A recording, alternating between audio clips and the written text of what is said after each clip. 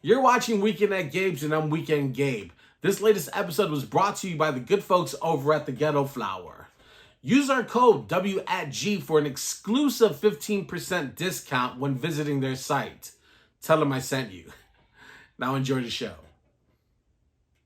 All right, our next guest tonight is an illustrator, designer. He has a phenomenal number of videos that we're going to dive into that challenges himself in creation and design. I don't know how he does it, but he is amazing. He is probably as comfortable to listen to as Bob Ross, and I tell no lies. Wes Champagne joining us here on Weekend at Gabe's. You there? Hey, yeah, how's it going? Can you hear me? Yes, we can hear you. Awesome. Hey, it's nice to meet you. That was a good compliment. Wow. I got you. No, it's fantastic. I'm so glad that Karen brought you to the show. I love the YouTube videos so much, but let's get into it first. You just wrapped up 31 days of designing robots. Oh, Your geez, Instagram yeah. is filled with each of these robots, and you're like on the surface, you're like, man, like it's just a robot. But then when you actually see the video part of it, Karen is one of the voiceover actresses as part of this creation. You get that sort of a little in-depth experience to it. So take us into how that all came about and why you decided, instead of just doing the design and giving us the final product on Instagram, we actually get to see how it was designed, developed, and getting that additional aspect and element included. Yeah. So I had just finished at the start of this year wrapping up a pretty big animated project, and I had a lot of free time. So since the start of the year, I've been doing a video every 2 weeks pretty consistently. And I wanted to do one of those monthly art challenge things where you draw your whatever doodle, each day.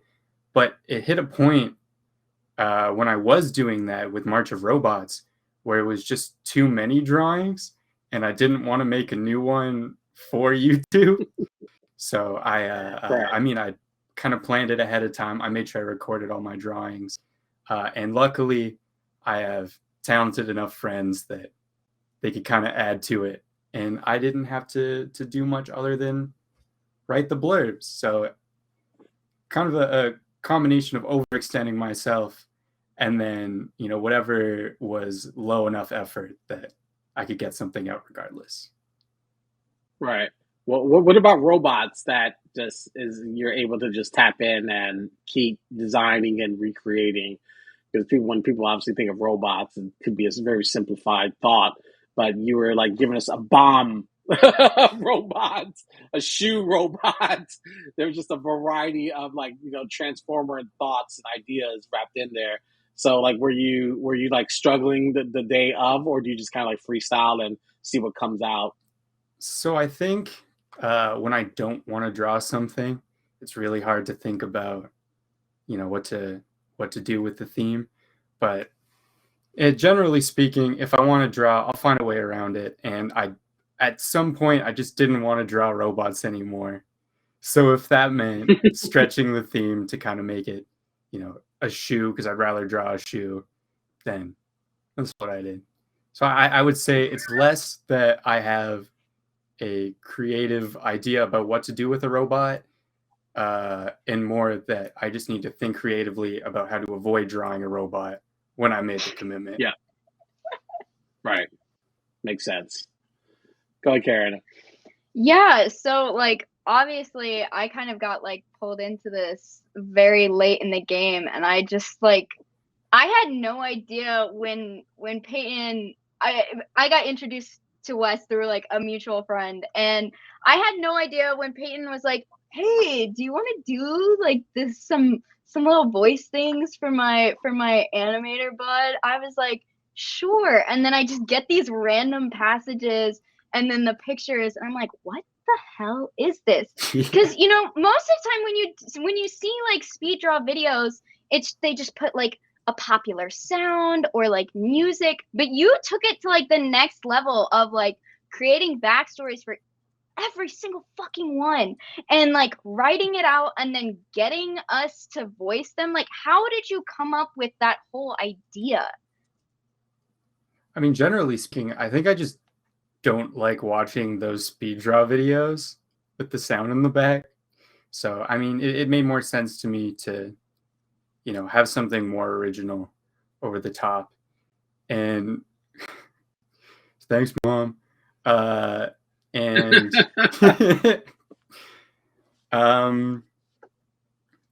yeah, I mean, it's just more fun to write something of your own, right? And it's also fun when you make something to see how your friends want to ad lib on it, or what ridiculous voices friends of friends can do for you. Yeah, I'm curious as to like because I got zero direction on like the voices. Like I just got the passages and like was told to do like 2 or 3 different options.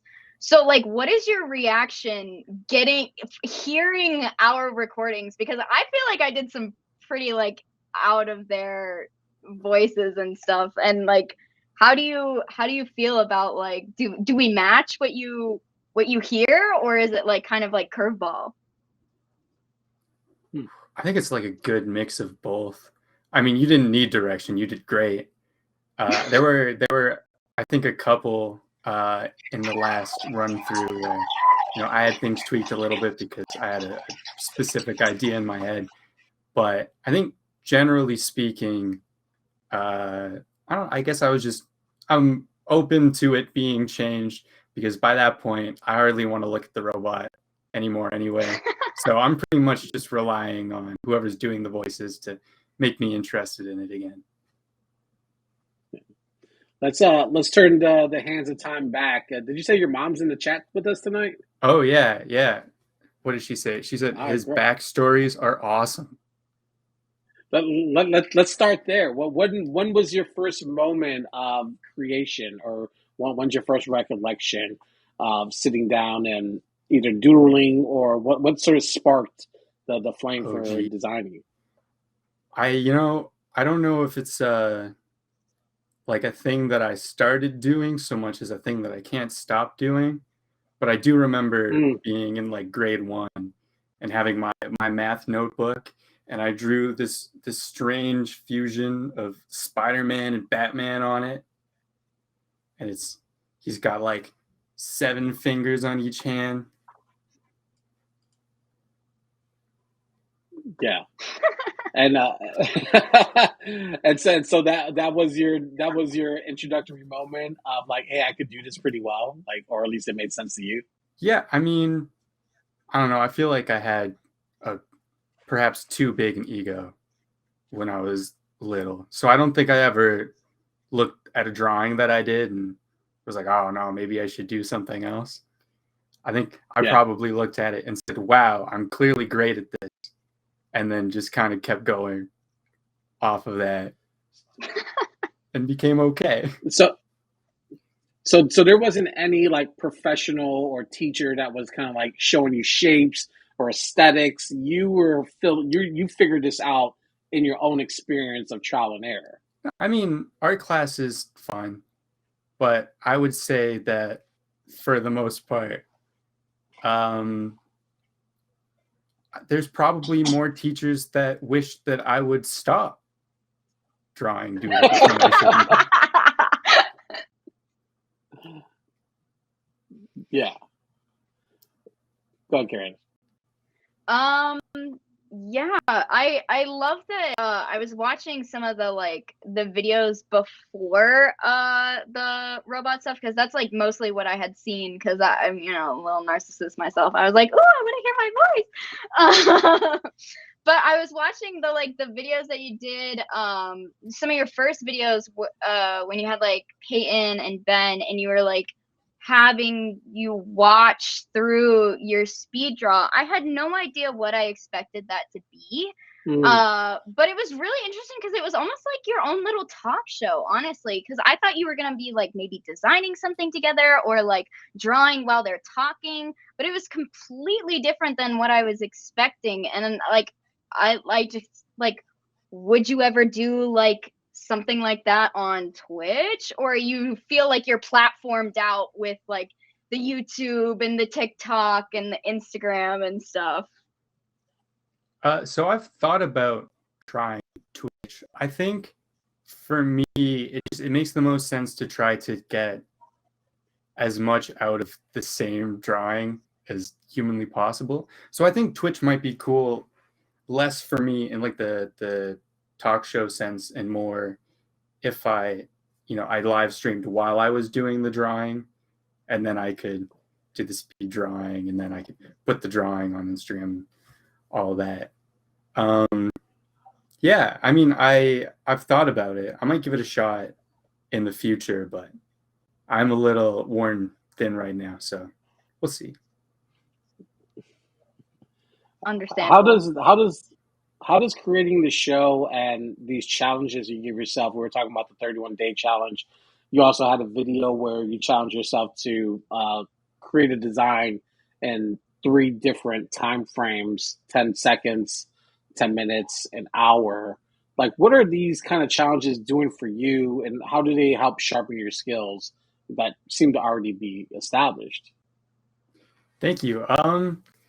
Yeah, I would say more than anything, they're probably just fun to do, and they're an excuse to get some practice. I think with the 10 seconds, 10 minutes, 1 hour thing, a big part of that was just because I like to do a lot of animation, and when you have to draw 24 drawings for 1 second of animation, it's helpful just to get the practice and getting these drawings done pretty quickly. But also, if I start to run out of guests, it's just helpful to have a kind of project that I can do on my own. And then I think to some extent, like with the March of Robots thing, I'll scroll through Instagram every year and I'll see everybody else doing these month-long projects, and I get a little bit jealous. I want to prove that I can do that too, even if the drawings come out to varying levels of success. So yeah. It's more, I guess, for my own entertainment and gratification. You mentioned in one of the videos that you often start with the colors red and green when you're designing. Why do you focus deep on those 2 colors to get you going? Oh yeah, when I'm doing my my anatomy and everything, it's I mean, first of all, it's helpful just in that they contrast each other. So when I'm layering them on top, it's easy to tell the difference between the 2. It's also because I don't really like the color green.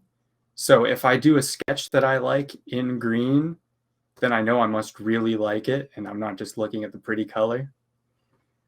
So it's helpful to guide me to know that when I'm inking a good enough drawing. Got it. Go ahead, Karen. Oh gosh. Yeah, I'm a little sad because green's my favorite color, so I kind of took that a little personally. I'm sure some greens are okay. I like a nice, like, soft, like minty green, but not like the bright in your face, Yeah, like the more subtle. Yeah. What's next? Like, are you gonna do another monthly challenge, or are you like, fuck that, I'm done with this. I don't wanna do anything like that for like a year. Definitely fuck that for now. I don't know. Probably do. I mean, I've got one more March of Robots video coming because I just got to milk that cow till it's dry, and then I'll do maybe a couple more just regular, what I'd been doing previously, and then I mean, I was working on a pretty big project with Peyton for a few years. That's not going to come out particularly soon, but seeing as my part's done, I think we're starting to hit a point now where I can begin working on episode 2, and then I don't know. Yes, and I'm aware of this project. Wait, is that a Weekend at Gabe's exclusive?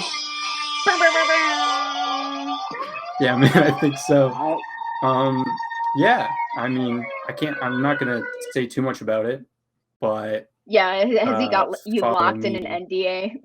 Yeah, no, absolutely. He's a very strict friend. It's weird. You don't get a lot of friends that are shoving contracts in your face all the time, but whoo, wow, that guy. No, but I mean, follow me everywhere. Maybe you'll see a trailer soon. I think that's a fantastic. Weekend at Games exclusive. There you go. You posted recently like a really short animation. I think it was on your Instagram. Are you gonna be doing more like short things That's like right, that? It was really exciting. I kind of needed a flash warning. It was very like dynamic. sorry I was about like, that. oh god. But do you like doing like short things like that, or are you gonna like, now that you've gotten over this hump, that are you gonna like start doing bigger things? Yeah, I'm thinking about maybe doing a larger animated short, but I'm not gonna make any promises there. I think, generally speaking, I'm just kind of bored of doing still things at the moment. I want to do more kinetic stuff like I was doing on that bigger project.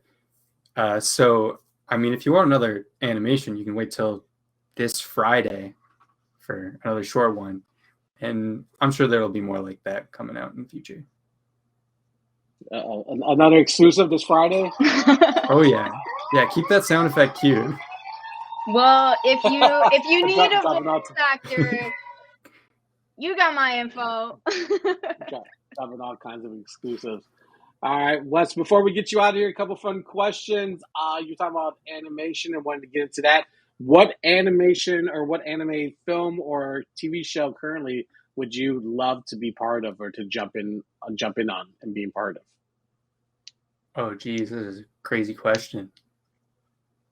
I don't know. That's rough. I gotta pick one.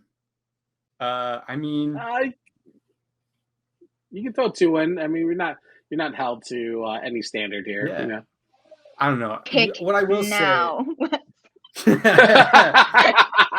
What I will say is, at this point, because if I watch a cartoon, I want to watch actively, right? But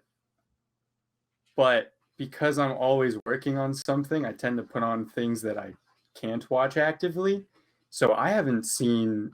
I've been playing catch up. I haven't seen anything that's still going in a while. I mean, it'd be fun to go back and draw some JoJo poses or something, but I don't know. It's a good question. All right. And then I wanted to ask, your Twitter isn't filled with a lot, but there's a nice little tidbit in there. March 2020, when the world was starting to change, you were working at a grocery store, and you tweeted that working at a grocery store is wild. So I have a question about what was that experience like at the beginning of the pandemic when there was a run on food and everyone's freaking out. What was that experience like being on the front line? So that's the only time I think I've ever been paid overtime. It was like the weirdest combination of so much extra work, and also there was nothing to do because all of the shelves were empty. So what am I gonna, if I don't have anything to fill it with, I'm just kind of here. I don't know. I mean, it was fun. There's a big long lineup that I had to walk through every like 10 minutes. Yeah, I mean, I still work there. Still crazy, but I don't know. There was a lady that came up to me, this elderly lady, and she said, totally unprompted, she looked at me, she said, I've been through war, and this is so much worse. And I said, I think that might be a little bit extreme. Oh my god! I don't know.